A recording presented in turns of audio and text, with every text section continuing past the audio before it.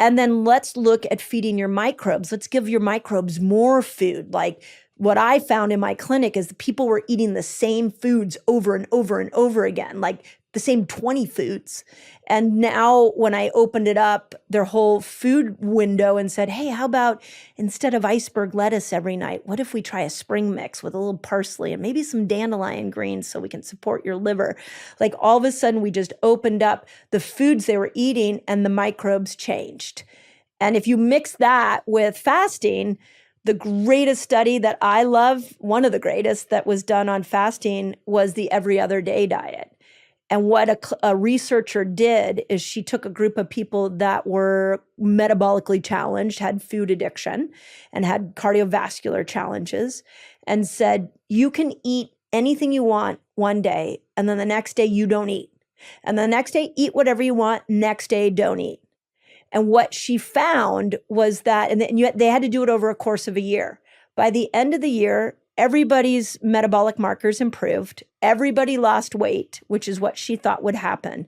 But what surprised her was that everybody's choice of food, what they were craving, changed. Mm-hmm. So when I look at those people struggling with, like, I can't get over my cravings, we've got to change your microbiome.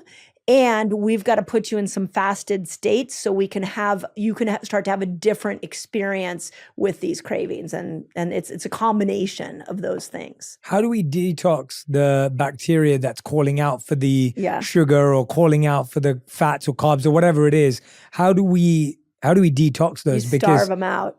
Really, that's the only way? Yeah, you start starving them out. Wow. And that's why, I mean, I've spent a lot of time really asking myself, like, why did Fast Like a Girl connect with people? What was it that was in there? I mean, we have across all the audio and the ebook and the hard copy, over 800,000 versions of Fast Like a Girl was purchased. And I think, congratulations. Yeah, thank you. I think what happened is that people finally were able to take a break from food and they saw the result. And they started to starve out the microbes and they started to go after all these places that the body stored excess. And they started to see a result. And I really believe if you want to be healthy, you don't need motivation, you need momentum. And once you have momentum, the motivation comes. Yeah. So one of the things that we do when you're looking at these microbes that are controlling your taste buds is let's just start tacking on some, fasting windows every day where you just give the microbes a break and they will start to die off.